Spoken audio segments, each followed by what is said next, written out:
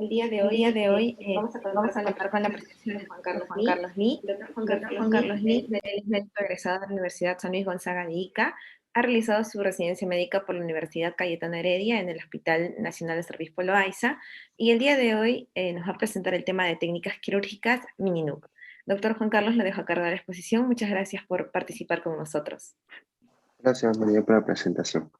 Bueno, buenos días con todos. El tema que hoy día les voy a presentar es la extracción de catarata, la extracción manual por incisión pequeña. Muy bien.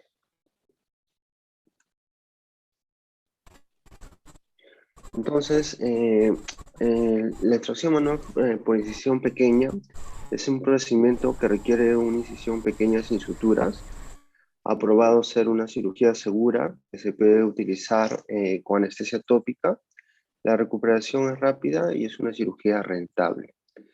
No obstante, tiene algunas desventajas en comparación con la extracapsular. Básicamente, esa desventaja es que tiene una curva de aprendizaje importante. Entonces, la cirugía de catarata podemos dividir en dos grandes grupos, en la cirugía de extracción intracapsular y la extracapsular.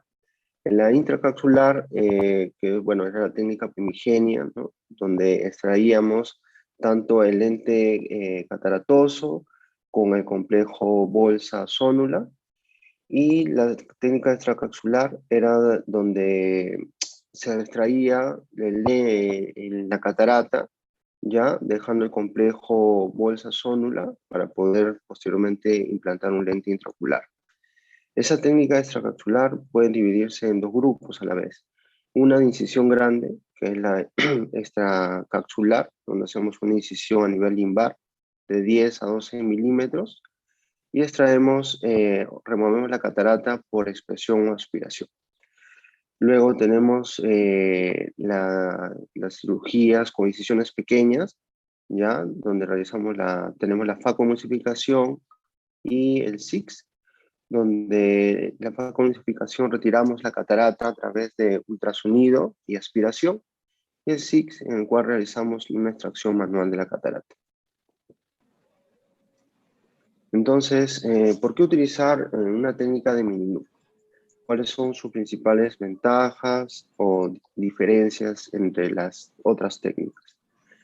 En la extracapsular, como les he mencionado, se realiza una incisión de 10 a 12 milímetros a nivel del limbo, a diferencia de la Mini-NUC, que es una incisión pequeña, alrededor de 6 milímetros, y que se realiza a nivel de esclera.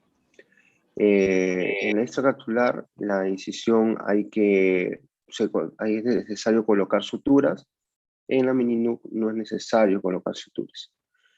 En la extracapsular generalmente se genera un astigmatismo importante.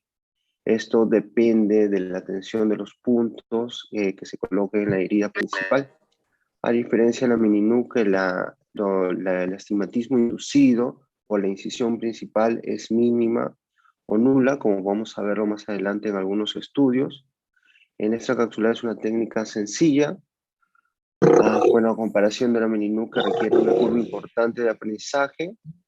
En cuanto a los costos, la facomulsificación pues no es una cirugía que demanda un alto costo para el paciente, a comparación de la Mini-NUC, que no se utiliza una máquina, son pocos instrumentos, y generalmente pues esta técnica fue creada para realizar cirugías en masa, ¿no? Muy bien. Algunas otras diferencias, el astigmatismo inducido, que es menor que la técnica extracapsular. También el astigmatismo postoperatorio es más fácil de controlar que una técnica extracapsular. Menor riesgo de hemorragias coroideas o expulsivos, ya que la mayor parte del tiempo durante la cirugía de Mini-NUC mantenemos la cámara presurizada, a diferencia del extracapsular, donde tenemos una herida importante, ¿no? Una herida o una incisión principal de 10 a 12 milímetros, donde las diferencias de presiones son más notorias durante la cirugía.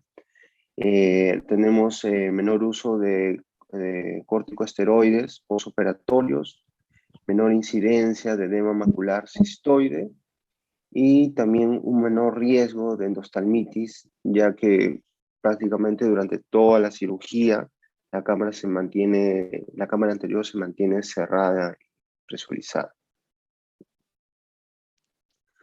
Entonces, en cuanto a la técnica quirúrgica, básicamente estos son los pasos a seguir durante la cirugía. La primera de ellas es la incisión conjuntival y hemostasia de los vasos epiesclerales. Entonces, procedemos a realizar una peritonía, ¿ya? Generalmente esto lo realizamos en los cuadrantes superiores, ¿ya? Debajo del párpado superior, o en algunos casos puede realizarse inclusive en los cuadrantes temporales. Entonces, disecamos conjuntiva y teno, de acuerdo al tamaño de la incisión escleral que vamos a realizar. Realizamos una disección mínima, exclusivamente conjuntiva, y realizamos un rasurado del limbo anatómico y cauterización de los vasos epiesclerales, ¿no? Entonces procedemos a hacer una incisión en la conjuntiva, en este caso en el cuadrante superior. Realizamos la disección tanto de conjuntiva como teno, ¿ya? Básicamente nos extendemos el tamaño que corresponde a la incisión que vamos a realizar en esclera. Solamente es necesario hacer una pequeña disección. Y posteriormente pasamos a la cauterización de los vasos epiesclerales, ¿no? Procedemos a realizar la hemostasia de estos vasos. Muy bien. Luego, en el siguiente paso, tenemos la incisión escleral. Esta incisión generalmente, en la mayoría de casos, se realiza a un tamaño de 6 milímetros, puede ser mayor. Estas incisiones tienen varias formas como realizarlas. Algunos le realizan, la mayoría, en línea recta, otros en posición de sonrisa invertida o en forma de sonrisa.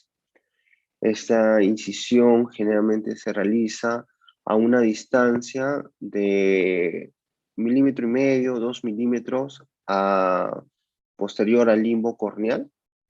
La profundidad de esta incisión principal es de 350 a 400 micras y en algunos casos se puede realizar con un cuchillete micrométrico, ¿no? Para cerciorarnos la profundidad de esta incisión, ¿no? Entonces procedemos con un compás a marcar la extensión, el tamaño de nuestra incisión, realmente 6 milímetros. Puede ser con un bisturí número 15 o un Crescent, un cuchillete Crescent. Hacemos el marcado de nuestra incisión principal. En este caso, como se ve en el video, se está realizando el tipo de sonrisa invertida, pero también se puede realizar, ¿no?, en forma de sonrisa o en línea recta. Muy bien. El siguiente paso es construir nuestro túnel esclerocorneal, ¿ya? Este túnel esclerocorneal tiene que tener 3 posiciones, ¿ya? O 3 pasos. Primero es una incisión recta, como les había mencionado, la incisión principal que es tangencial a la esclera. Luego un túnel esclerocorneal y luego la penetración a cámara anterior que tiene que ser angulado. Entonces nuestro túnel esclerocorneal va a tener 3 planos. ¿Ok? Muy bien. Acá vemos con el cuchillete crece, empezamos a hacer la compresión o el tallado de nuestro túnel esclerocorneal. Este túnel llega hasta por delante de las arcadas vasculares en la córnea, ¿ya? Este túnel debe tener forma trapezoidal con base hacia la córnea.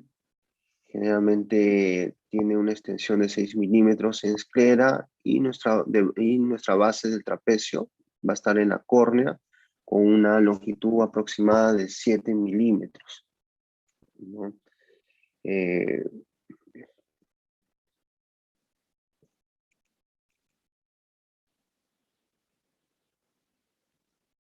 Entonces, como les mencionaba, este túnel esclerocorneal tiene forma de un trapecio, donde este lado del trapecio va a corresponder a nuestra incisión escleral de 6 milímetros, y ahí la base del trapecio corresponde a este lado, al lado corneal, donde va a tener una extensión de 7 milímetros, ¿no? Más o menos esta zona es eh, lo que le llamamos los bolsillos esclerales, los bolsillos de nuestro túnel, que va a tener una extensión aproximada de 1,5 milímetros.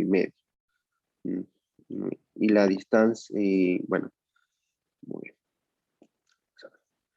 Como le menciono, nuestro túnel esclerocorneal debe tener 3 planos, porque lo que buscamos al final con esta confección o este tallado de este túnel es que este túnel sea autosellante. Entonces, nuestro primer plano es la incisión en la esclera, que debe ser tangencial a la esclera, ¿no? Estar 90 grados sobre la esclera. Tiene una profundidad de 300, así a 350, 400 micras. Este vendría a ser nuestro primer plano. Nuestro segundo plano va a ser la incisión que se extiende, o nuestro túnel en sí, nuestro túnel esclerocorneal. Y nuestro tercer plano vendría a ser el ingreso a cámara anterior, que se va a realizar de forma angular, ¿no? Entonces, finalmente, vamos a obtener un túnel autosellante. Muy bien, igual, otro gráfico para ver lo mismo, ¿no? Nuestro túnel en 3 planos. En cuanto a las complicaciones, en este paso, ya es generalmente, ¿qué pasa si nuestra incisión lo hacemos eh, cercano al limbo, ¿no? Menor a 2 milímetros de distancia del limbo? Que esta incisión no va a ser autosellante, no va a tener por efecto de sellado. Vamos a tener durante toda la cirugía el prolapso del iris durante todo el procedimiento, lo cual nos va a complicar la cirugía. En teoría, cualquier incisión escleral posterior a 1,5 milímetros del limbo corneal no me tendría por qué generar astigmatismo. Si lo hacemos antes de esta distancia, generalmente va a producir un astigmatismo. Al no ser autosellante la incisión, va a ser necesario colocar suturas, y también también nos va a inducir astigmatismo. Si hacemos nuestro túnel o nuestra incisión principal posterior a 3 milímetros del limbo, entonces va a ser un túnel demasiado largo, va a haber mayor riesgo de sangrado, va a haber como resultado posterior la presencia de ifema, podría haber. Va a haber un ingreso prematuro hacia la cámara anterior. Hacer un túnel de una extensión considerable va a ser más difícil la extracción del núcleo, y también va a ser necesario aplicar suturas. Eh, Cuando hacemos nuestras incisiones cortas, ya, es decir, una incisión menor de 6 milímetros, va a ser con mayor dificultad se va a poder extraer el núcleo, va a haber mayor daño endotelial, y también va a haber mayor manipulación del iris. En cambio, si realizamos una incisión mayor de 6 milímetros, puede haber una inducción de astigmatismo, o también va a ser necesario aplicar suturas. Luego, el siguiente paso, una vez confeccionado nuestro túnel esclerocorneal, va a ser la realización de la capsulorhexis. En este caso es una capsulorhexis circular continua. De preferencia debe tener un tamaño mayor de 6 milímetros de diámetro, ya, para que sea con mayor facilidad podamos usar el cristalino hacia cámara anterior. Y esta capsulorhexis pues, podemos realizarla con cistótomo o con una pinza Utrata, ¿no? Como mencionamos, puede ser a través de nuestra incisión auxiliar, ¿no? Con un cistótomo, realizar una capsulorhexis circular continua por deslizamiento, o también podríamos realizar o hacer un ingreso a cámara anterior por nuestra incisión principal y realizarla con una pinza Utrata a través de ella. ¿no? Haciendo una incisión, un ingreso con un cuchillete de 2.2 o 2.75 y a través de esta incisión, a través de nuestro túnel, hacerlo con una pinza ultrato. Muy bien. El siguiente paso, entonces, ya es la entrada, una vez tener nuestra capsulorhexis circular continua, antes de realizar la maniobra de hidrodisección, realizamos la entrada a cámara anterior. Esto es preferible hacer la apertura de nuestro túnel esclerocorneal antes de la hidrodisección para evitar el daño endotelial.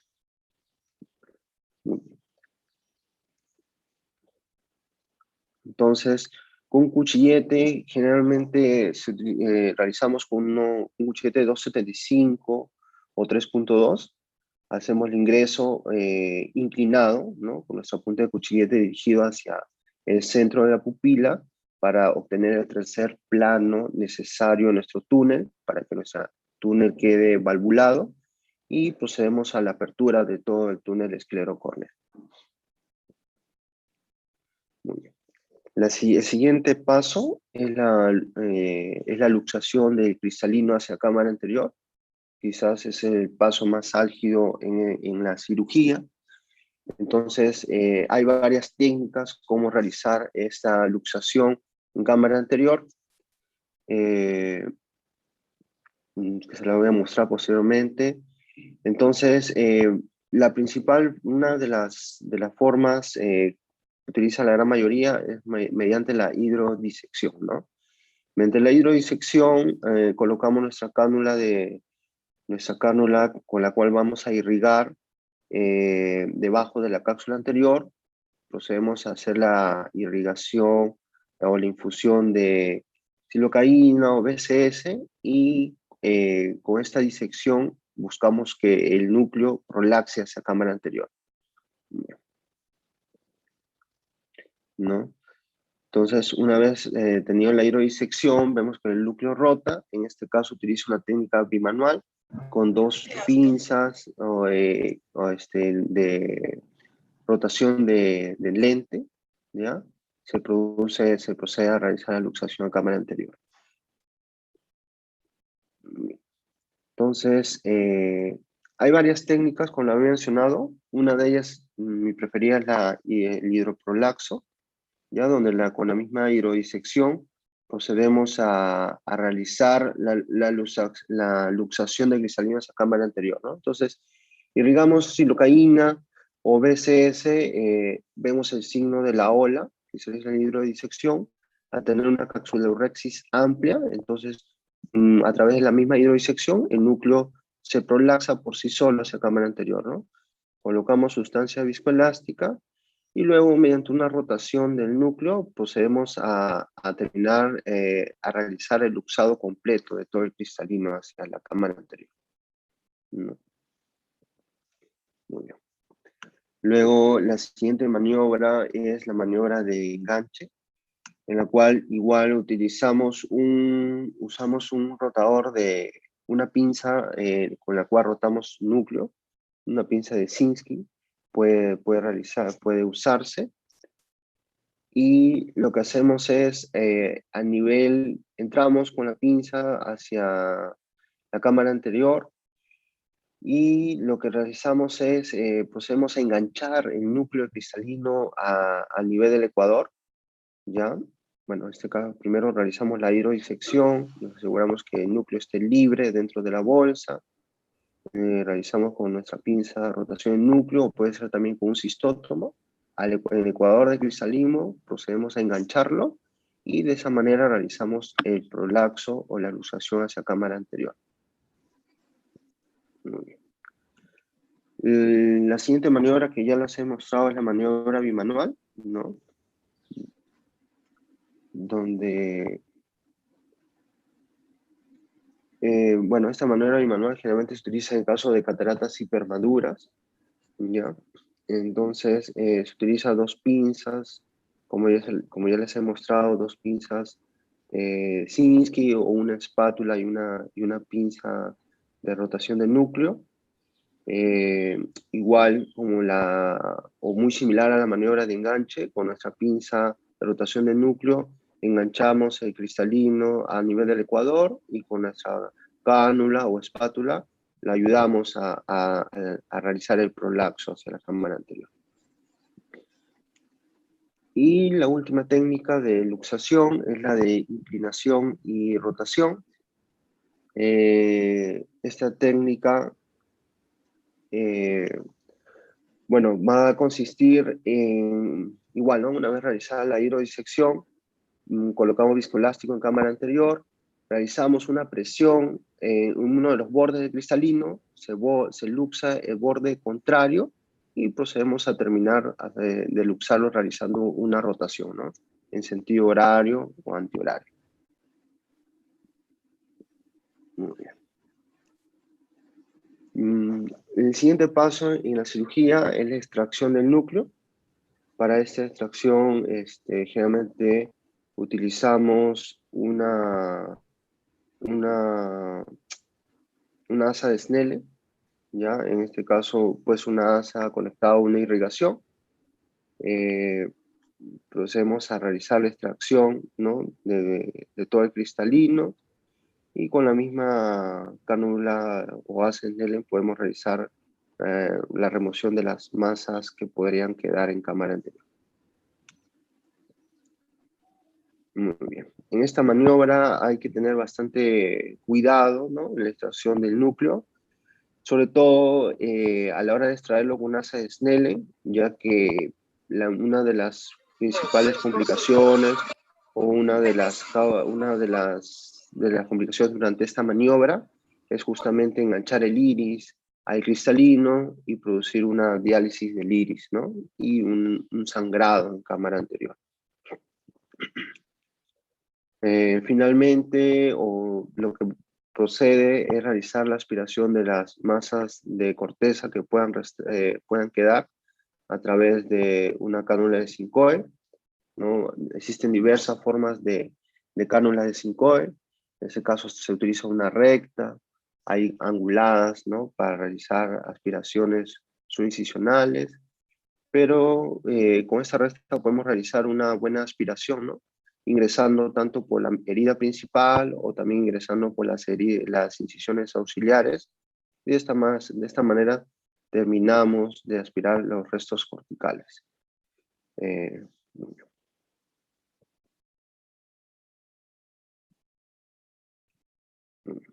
Finalmente, procedemos al implante del lente intraocular. Este implante podemos realizarlo a través de un lente rígido, monopieza, ¿no? De PMMA, o también un lente rígido de 3 piezas, ¿no? La inserción la realizamos, la primera áctica dentro de la bolsa capsular, y luego por un movimiento de rotación colocamos la segunda áctica dentro de la bolsa.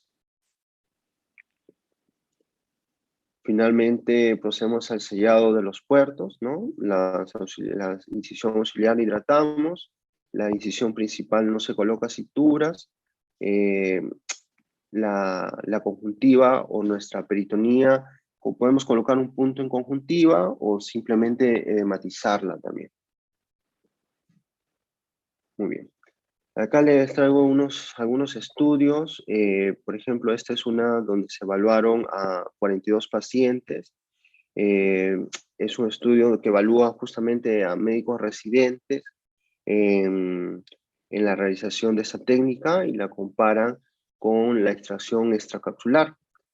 Uno de los resultados fue la mejor agudeza visual obtenida comparando tanto extracapsular en plomo como mini-nuc en plomo y las columnas oscuras de extracapsular, donde vemos que mejores resultados visuales se obtuvo en el caso del mini-nuc, ¿no? Agudezas visuales de 20/20 o 20/30. A diferencia del extracapsular, donde pudimos encontrar hasta resultados visuales de cuentadedos, ¿no? Esto generalmente por el gran astigmatismo corneal que esto puede generar. En cuanto a las complicaciones quirúrgicas inmediatas, lo más frecuente fue el edema de córnea, ¿no? Otras complicaciones que puede aparecer es la hipertensión ocular, el prolapso del iris por la incisión principal, en el caso de que la incisión sea mayor a 6 milímetros o esté muy cercana al limbo. Y FEMA también es frecuente encontrar en las cirugías de mini-NUC. En cuanto a las complicaciones tardías, lo más frecuente en el caso del extracapsular fue el desprendimiento de retina.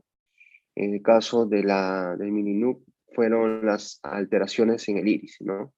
Básicamente atrofias sectoriales que puede aparecer, que lo vemos de manera tardía en los pacientes sometidos a esa técnica quirúrgica.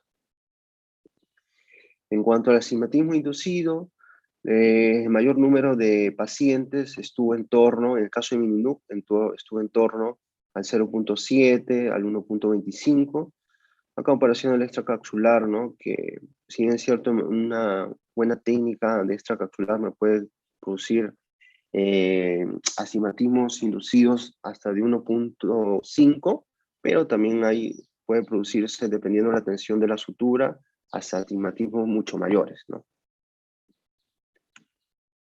Muy bien. En cuanto a la pérdida de células endoteliales, en comparación a las diferentes técnicas, eh, podemos ver que en el caso de la mini-NUC hay una pérdida aproximadamente del 11%, a comparación de una técnica de facomulsificación, ¿no? Que puede ser mayor. En este caso, generalmente cuando tenemos pacientes con cataratas hipermaduras, ¿no? Y tiene además un conteo endotelial bajo, siempre mi primera opción es realizar una técnica de mini-NUC, ¿no? Justamente por esta pérdida de células endoteliales y para no tener posteriores descompensaciones corneales a futuro. Luego tenemos acá un estudio donde se comparó, o el cual se plantea pues, ¿no? la pregunta de cuál es la mejor técnica quirúrgica en el caso de cataratas inmaduras, ¿no? Donde comparó la facomulsificación con mini-NUC.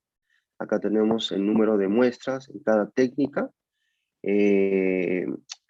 donde los resultados, ¿no? En el primer día posoperatorio fue en cuanto a las agudezas visuales, de 20/20 a 20/60, ese porcentaje, ¿no? En el primer día posoperatorio, mejores resultados visuales se tuvo con la técnica de mini-NUC, aunque no hubo una diferencia estadísticamente significativa entre una y otra técnica. En cuanto al edema corneal, hubo un mayor número en el caso de la facomulsificación, ¿no? Y la reacción en cámara anterior fue mayor en la técnica de mini-NUC.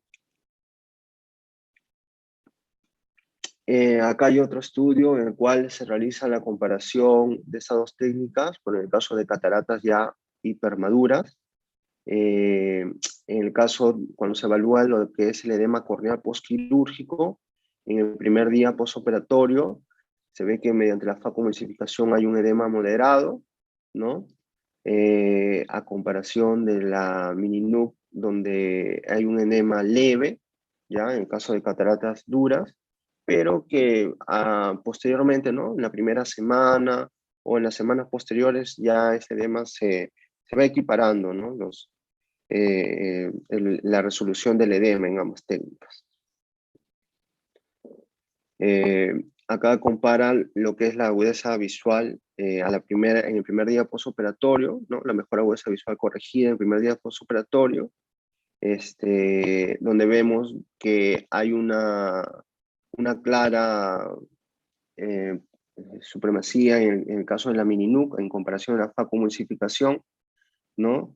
En el resultado en el primer día postoperatorio, ¿no? Y esto sí hay una diferencia estadísticamente significativa entre una y otra técnica. Bueno, esto básicamente pues por el edema corneal que es menor, que hay un menor resultado de edema corneal en el primer día postoperatorio, pero que en las semanas posteriores se ve que ya se va equiparando, ¿no? Esto en la primera semana, este es el porcentaje, ¿no? 60-80, y en las posteriores semanas ya son muy equiparables, ¿no? Ya el EDMAP se resuelve y básicamente no existe estadística o una diferencia estadísticamente significativa entre una y otra técnica, salvo en el primer día postoperatorio. Muy bien.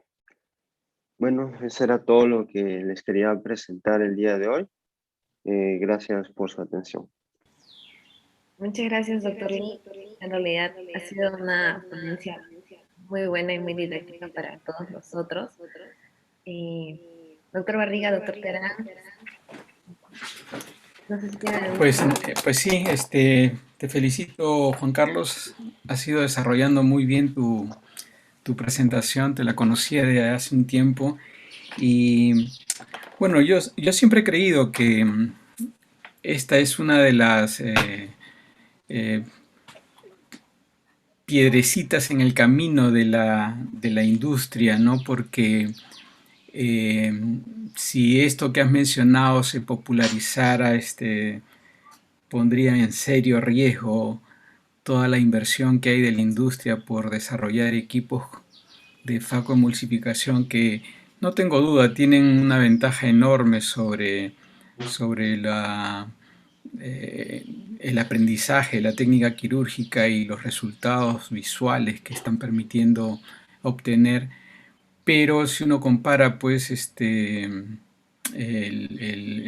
costo-beneficio del procedimiento en lugares donde no es posible tener los equipos, se convierte en una opción que puede reemplazar fácilmente la cirugía mecánica de la automatizada de la catarata. A mí me tocó, Juan Carlos, te cuento que a mí me tocó ver en algún congreso y en otros foros también gente que había desarrollado esta técnica de una manera impresionante, inclusive habían implementado ya sistemas de atención donde se operaba de manera masiva con esta técnica. Eran indios, eran de la India. Recuerdo una doctora que tenía una habilidad impresionante para operar con esta técnica y tenía pues resultados espectaculares, pero lo que yo recuerdo de esas conversaciones o de esas presentaciones es algo que mencionabas tú al empezar tu charla, ¿no? La, la doctora decía que esta técnica va a ser buena solamente mientras se tenga un dominio casi absoluto del procedimiento, ¿no? Es muy dependiente del operador en este caso y por lo tanto, si uno no supera esa curva de aprendizaje, la técnica puede resultar en un mal procedimiento porque si no se domina la técnica, la cirugía sale muy mal. ¿Te ha tocado escuchar esto en otros foros,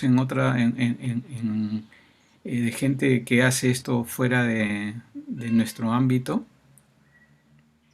Sí, claro que sí, doctor, es muy cierto en realidad lo que usted manifiesta, ¿no?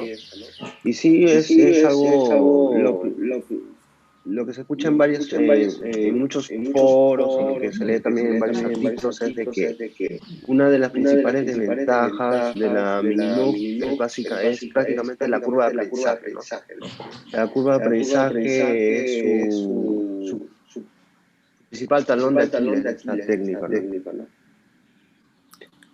Sí, porque, bueno, yo te quiero comentar que me ha tocado ver pacientes posoperados con la técnica y que les ha ido muy mal con la córnea, ¿no? O sea, en realidad, insisto que esto en manos inexpertas es realmente un peligro que no se ve tanto en la facoemulsificación, ¿no? Cuando uno aprende faco, algo hay en la faco que de alguna manera protege al paciente del médico que está aprendiendo a operar. En cambio, en esta técnica no hay mucha protección del paciente cuando el cirujano no es experto en la técnica, ¿no? Y por eso Yo supongo que por eso no se ha popularizado, por lo difícil que es llegar a una excelencia en en la forma de operar con esta técnica, ¿no? Sin embargo, me gustaría escuchar de todas maneras, Memo, estoy seguro que ha hecho también esto y puede hacer alguna comparación mucho más autorizada que la mía. Memo, ¿qué te, Sí, mira, qué te dice esto? yo no inicié como tal y como la mayoría de nosotros haciendo fotomusurización este, con aparatos rudimentarios, ¿no? Pero y hacíamos al principio para la cirugía de catarata extracapsular, ¿no? La aplicada. Y hicimos y acostumbramos a hacer una buena extracapsular. Y yo hasta ahora practico mi extracapsular. Soy sincero, no practico el mini nuc porque me demoran más pasos y en tiempo el realizar esta cirugía. Y no he tenido buenos resultados. O sea, soy franco en decir, no soy muy habilidoso en hacer un mini nuc, porque siempre he tenido resultados no tan buenos o hacer una muy buena extracapsular. Pero he visto manos muy habilidosas hacer un mini nuc muy impecable, pero es una técnica que requiere manualmente estar bien entrenado para realizar esta cirugía, ¿no? Principalmente por el problema tanto en córnea y en cámara anterior, o sea, la inflamación que se produce en el segmento anterior. Entonces, yo, mira, cuando no puedo sacar una catarata por una facoemulsificación, a pesar que es muy difícil ahora, con todos los avances que se tiene, me hago una muy buena extra y no tengo ningún problema, ¿no? Claro. Eh, la otra cosa que recuerdo bastante, no lo has mencionado tú, Juan Carlos, pero de repente vale la pena comentarlo. En varios artículos se pudo constatar que un factor que que es determinante en el éxito de la cirugía, aparte de el dominio de la técnica, era el tiempo y la manipulación, el tiempo quirúrgico y la manipulación dentro de cámara anterior, ¿no?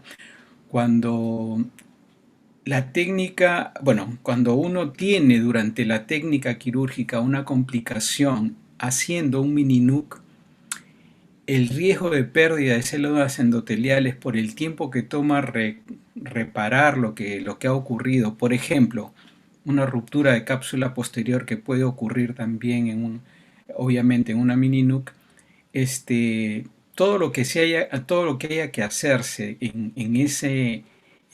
ese momento influye de manera determinante en el resultado visual y sobre todo en la ocurrencia de edema corneal. A esta doctora que les mencionaba cuando empezaba el comentario, le oí decir eso, ¿no? Que esta técnica eh, precisa que se trabaje muy poco tiempo en la cámara anterior porque de ello depende la pérdida de material, de células endoteliales. Como dice Memo, yo creo que en la construcción de la herida es donde se toma bastante tiempo esto y ya desde ahí estás comenzando a tener efectos sobre las células endoteliales. Por eso, si uno no aprende a hacer esto rápidamente, o sea, la curva de aprendizaje no solamente es aprender a hacerlo bien, sino que además exige que sea rápido. Y eso es algo que, por ejemplo, en facomultiplicación no es necesario, ¿no? Uno puede tomarse todo el tiempo del mundo cuando aprende y no pasa nada. En Mininuc no te puedes tomar todo el tiempo del mundo para hacer la cirugía porque ese tiempo que pasa está afectando las células endoteliales. ¿Has leído algo al respecto? ¿Tienes algún concepto sobre eso? Tu micro, Juan Carlos.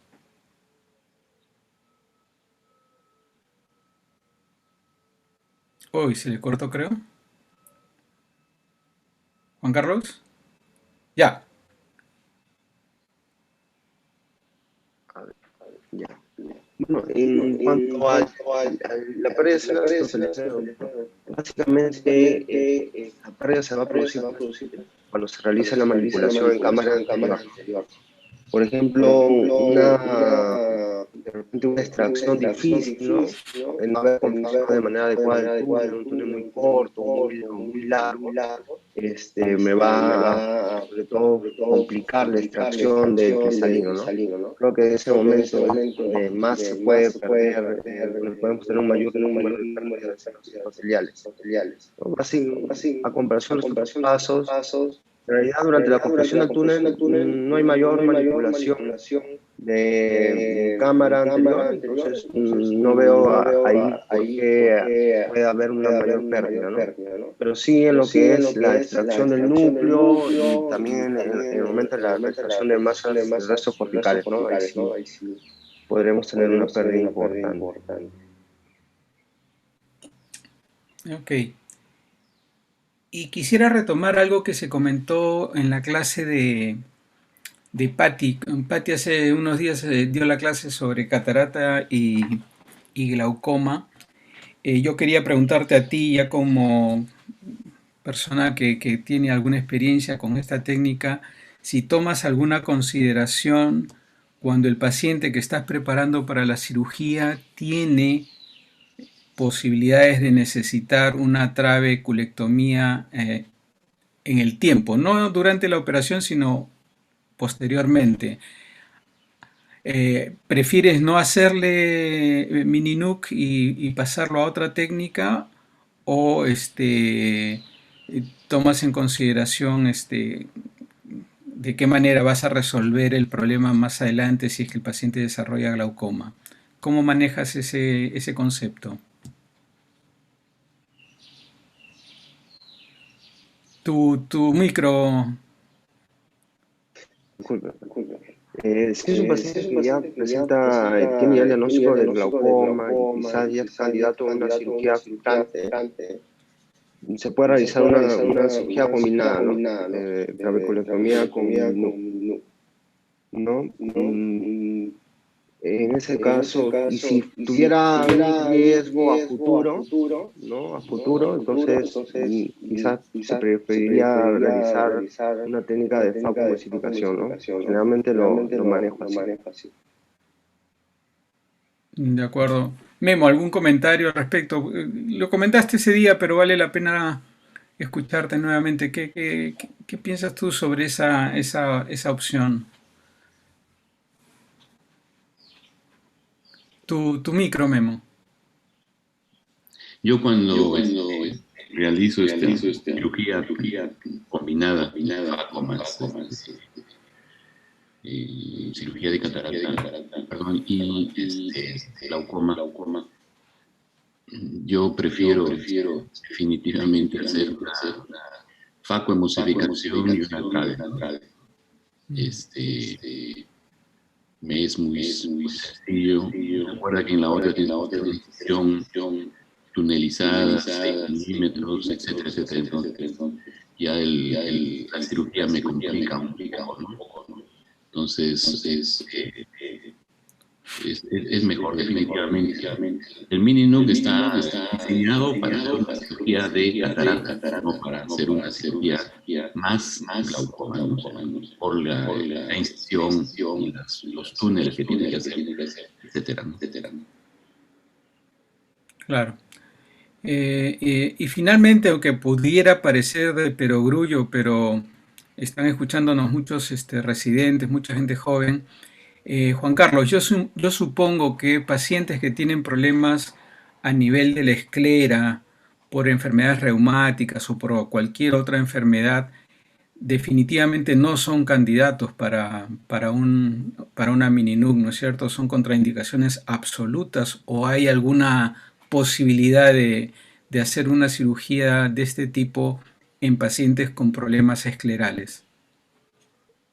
Bueno, sí, pues, como pacientes con escleromalia, preferiría no realizar esa técnica, ¿no? No, pues, podríamos tener serias complicaciones, ¿no? Sí, realmente será un problema escleral, básicamente escleromalacia, no prefiero realizar facomulsificación realmente. Claro, eso yo estamos de acuerdo y creo que Memo, tú también Así es, así es. seguramente ni vuelta que darle, ¿no? Esto debe quedar como un concepto porque el manejo de la esclera en esta técnica quirúrgica tiene que ser realmente impecable y si la esclera ya está dañada, no hay posibilidades de tener éxito y además podemos hacer más daño que beneficio, ¿no? Entonces, ahí es donde al paciente hay que decirle que no hay otra opción que una facomulsificación, además por entrada corneal, ¿no? Porque no va a poderse tocar la esclera de ninguna manera. No sé si hay preguntas en el chat, creo que sí, Nancy. Sí, sí, doctor, tenemos A ver. unas preguntas. Por ejemplo, con respecto a la elección de tipo de incisión escleral, aparte de la comodidad del cirujano, ¿hay alguna otra razón por la cual qué tipo de incisión se debería tener en cuenta? Bueno, según la literatura, la que tiene mayor, la que es más autosellante es la de sonrisa invertida, ¿no? Por eso es de que la gran mayoría opta por ese tipo de incisión escleral. Bueno, en mi caso particular, yo siempre le hago una incisión recta, ¿no? Por lo que me da mayor factibilidad de poder ampliar la incisión si lo veo por conveniente. Bien.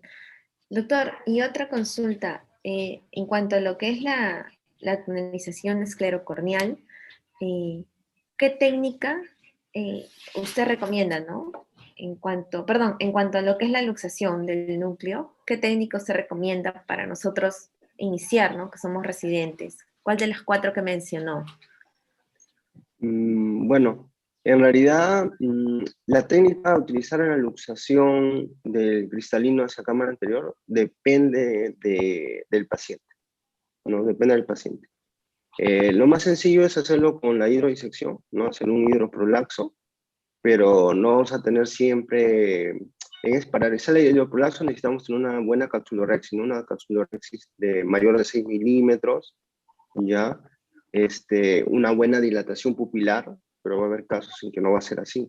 Vamos a tener pupilas pequeñas, donde no se va a poder realizar una buena capsulorexis, entonces se puede usar por una técnica bimanual, o en la maniobra de enganche, ¿no? O sea, depende en realidad de las circunstancias del paciente, ¿no? Pero lo más sencillo de realizar es un hidroprolaxo.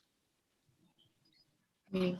Doctor, otra de las preguntas es, ¿qué pacientes son de elección para este tipo de catarata? Usted mencionó que sería mejor en pacientes con catarata madura y, bueno, pacientes que tienen poca cantidad de células endoteliales.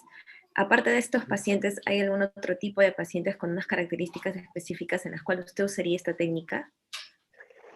Y como mencioné, lo que pasa es que esa técnica quirúrgica fue creado para realizar cirugías en masa, ¿ya? O sea, es como el doctor Barriga lo mencionó, es muy popular en la India, ¿no? Donde se realiza cirugías a gran escala, ¿no? Grandes volúmenes y abaratar costos, básicamente, ¿no? En nuestro caso, donde pues, tenemos acceso a tanto la tecnología de facomulsificación como esa mini NUC, mi principal indicación es esa, ¿no? Cuando tengo una catarata dura y tengo un conteo celular bajo, o bueno, tengo una catarata hipermadura, definitivamente le realizo una mini NUC antes que una facomulsificación. Bien, doctor, gracias. Luego otra de las preguntas que tenemos es si es que se produjera una ruptura de cápsula posterior, si estamos haciendo una mini NUC, ¿qué es lo que deberíamos hacer? Bueno, en el caso de la ruptura de cápsula posterior, depende en qué paso de la cirugía nos encontremos, ¿no?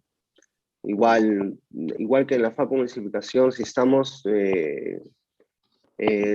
todavía con núcleo dentro de cámara anterior, igual, ¿no?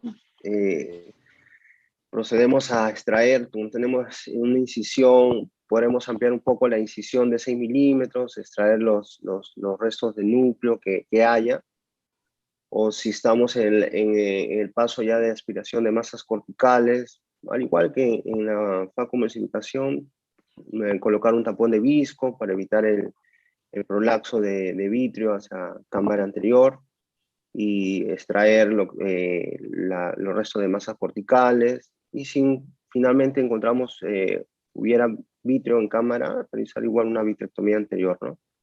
Y proceder a resolver lo que esté pendiente durante la cirugía.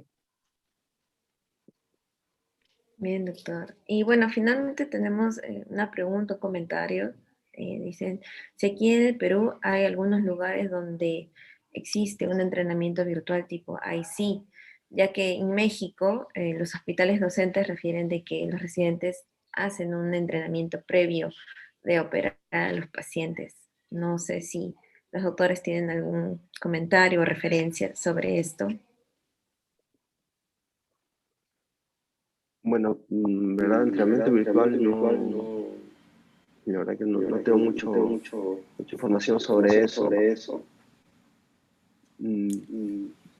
Pero bueno, como hemos mencionado durante toda la plática, es importante, álgido, ¿no? La curva de aprendizaje en esta técnica quirúrgica, ¿no?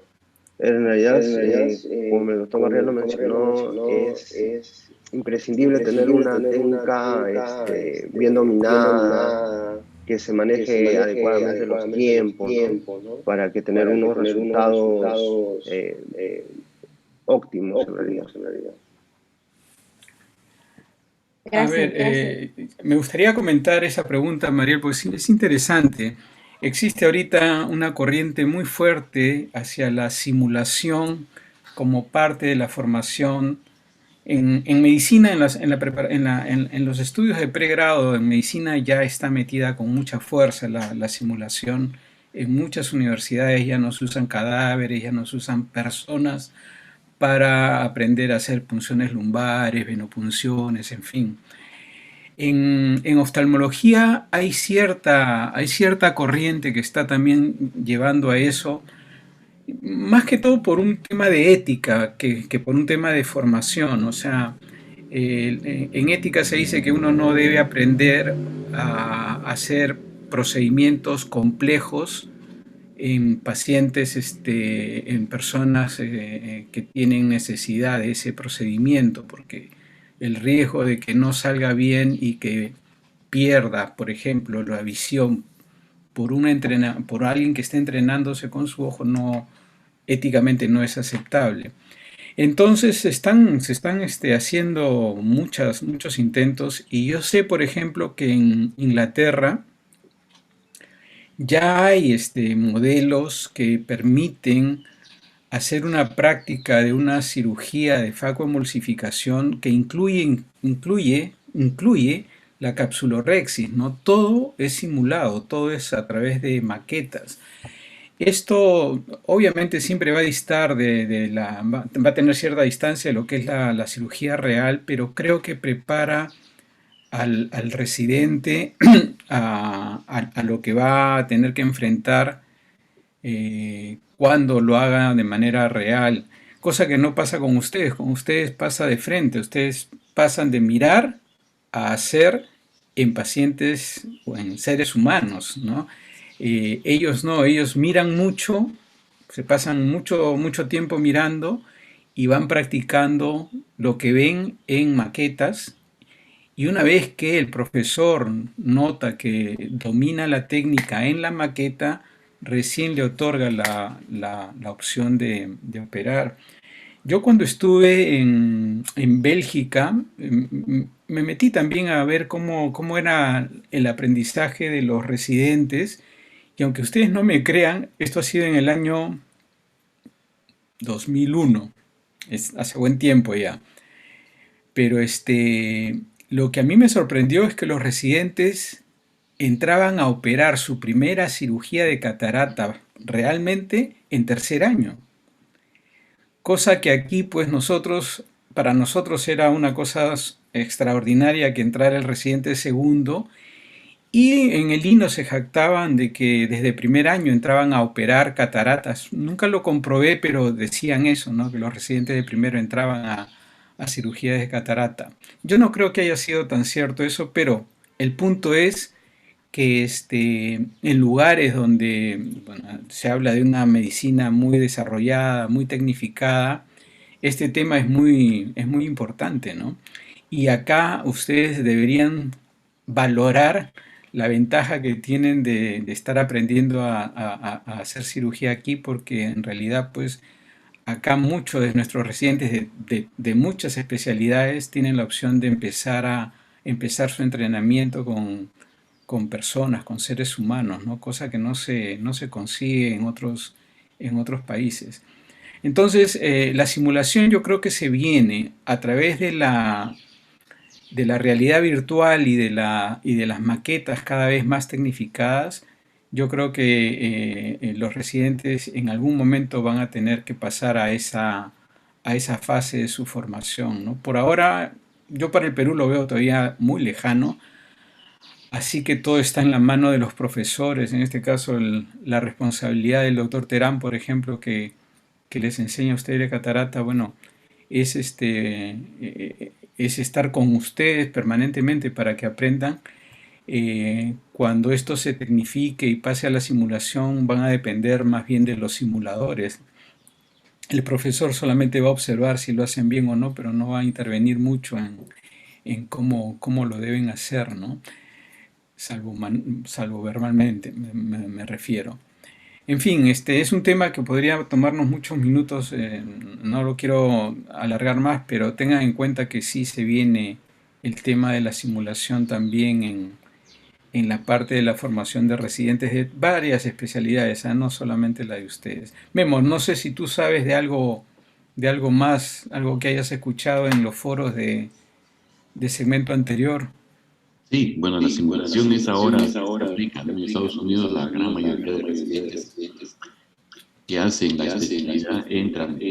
Es un riesgo muy alto por los cursos que se tienen allá, entrar a operar de frente, o sea, tener una curva de aprendizaje inicial en humanos es difícil, ¿no? Entonces, bueno, tienen la facilidad y tienen la tecnología para hacerlo, pero acá no. Acá las cosas que tenemos son nuestros ojitos de chancho con los equipos de farmacomodificación que nos prestan, ¿no? En el laboratorio, pero después, ahora en este momento, no lo tenemos. De acuerdo. La facilidad que nosotros tenemos de tener una curva de aprendizaje en seres humanos acá, y lo van a ver, empezamos desde lo más sencillo, ¿no? Empezar a hacer incisiones, a empezar a colocar, a dejar que coloquen el lente. Después, posteriormente, ya empezamos a hacer farmacomodificaciones hacia el sur, etcétera. Vamos en una curva de aprendizaje que podemos limitarle, no hacer toda la cirugía, y podemos empezar gradualmente a hacer un entrenamiento con los residentes, ¿no? Tenemos felizmente la facilidad de poder hacer cualquier. Muy bien. No sé si hay alguna pregunta más a Nancy. No, doctor, no hay preguntas, solamente comentarios sobre La existencia de los simuladores, sí. Sí. Veo que en México ya lo tienen, así es. Ya lo tienen, sí. Bueno, esperemos que algún día lo tengamos nosotros. Ojalá. Sí. Listo, Memo, muchas gracias. Juan Carlos, gracias. Muchas gracias. Gracias a ti. Cuídense. Doctor Barriga, el día estamos comenzando a las 7 de la mañana con el doctor Mario La Torre, el tema de estudio de imágenes de Qatar. Perfecto, qué bueno. Ahí estaremos entonces. Sí, muchas gracias, doctor Juan Carlos.